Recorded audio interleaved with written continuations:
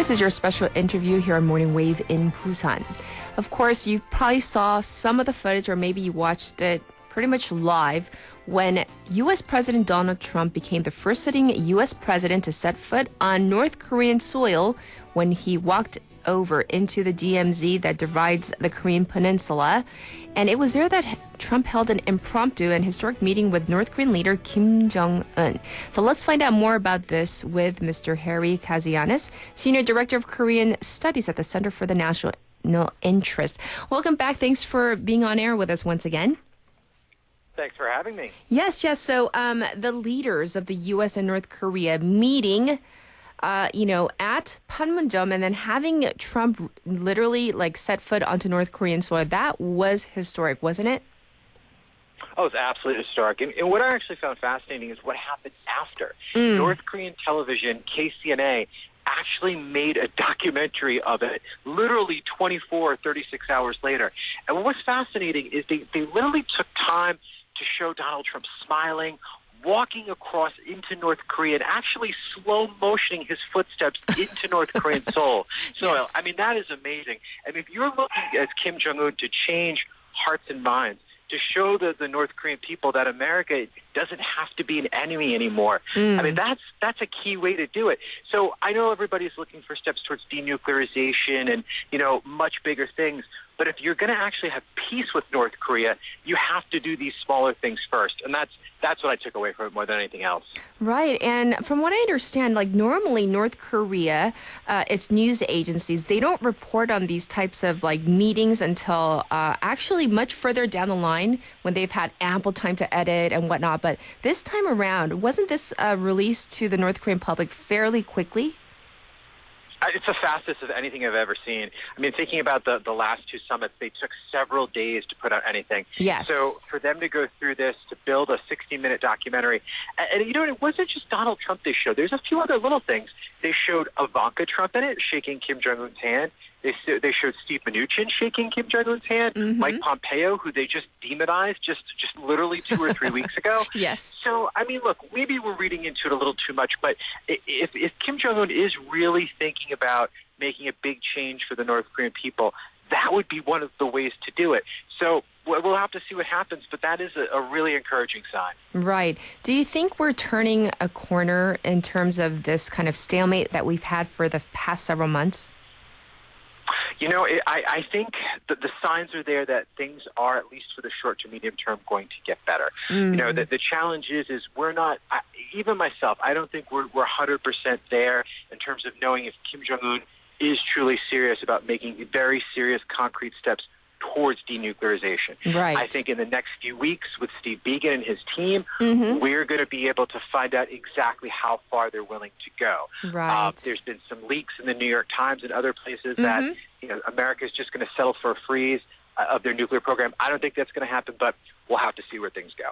Right. So as the U.S. and North Korea now, it seems that they're going to go back to dialogue, back to the table. What do you expect entering into these working level negotiations?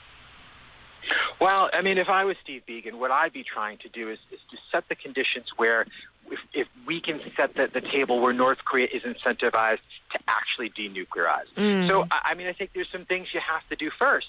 I think you need to have a peace declaration that ends the Korean War. Yes. This way, Kim Jong-un has absolutely no excuses and knows the relationship has changed. I think you had to have liaison offices so both sides can regularly talk. I think those are sort of the foundational things. And then I think that the final step is North Korea would commit to freezing its nuclear program and actually putting on paper that they will no longer test ICBMs and nuclear weapons. I think if you do those things, you're a lot closer to denuclearization than anything else. But just like anything in life, you have to lay the foundation before you do the harder things. I mean, you can't run 10 miles or 20 kilometers without taking a few steps first. I think that's how we have to think of this. Ah, yes. Well, in terms of, this whole meeting, some say, hey, it's an election year next year. President Trump might be using this meeting to highlight his kind of, political peacemaker kind of image in terms of foreign diplomacy. He really needs this to be kind of a win for him. What do you think? Well, I mean, you look around the world, he doesn't have many other places to go in terms of foreign policy successes. I mean, Venezuela's not going to work, Iran, Russia. I mean, all the big geopolitical hotspots are no-goes for him.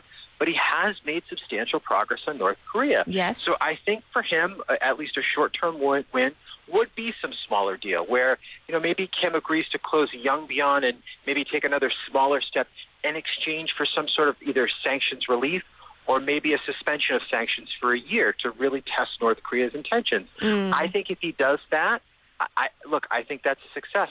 But we have to remember, to denuclearize North Korea fully is going to take a long time. That's a decade or more project. So I think the South Korean people, the American people, we all have to be a little patient. This problem wasn't created overnight, and it's not going to be solved overnight. True. Well, it's been widely reported that Kim Jong-un has been invited to the White House and vice versa, Trump to Pyongyang. But let's be honest, is this feasible? I mean, it's been well documented, Kim Jong-un doesn't like traveling by plane. He prefers train if possible, but obviously, can't get to the U.S. by train. Do you think this is possible at all due to security concerns? Well, the shock of my life was when Donald Trump announced that he was going to have a summit and meet with Kim Jong-un. I never thought that was possible in my lifetime. True. So could we see Donald Trump go to Pyongyang and address 150,000 North Koreans in the biggest stadium in the world? Yeah, you know what? Nothing is off the table at this point. I mean, if Kim Jong-un is really serious about having a new relationship with the outside world, those are things that would have to happen. So, why not? I think it's possible. I think you could see Kim come here. But I think the foundation of that is a step towards denuclearization. If he's willing to sort of go forward with that, I think the sky's the limit. Well, what about Korea's president, South Korea's president, Moon Jae-in? He has played the role of, an intermediary. And this time around also, he was more than happy to let kind of Trump and Kim Jong-un soak up the spotlight and kind of stay, one step behind to let them do what they needed to do and, get all the attention. Do you think that was a smart move?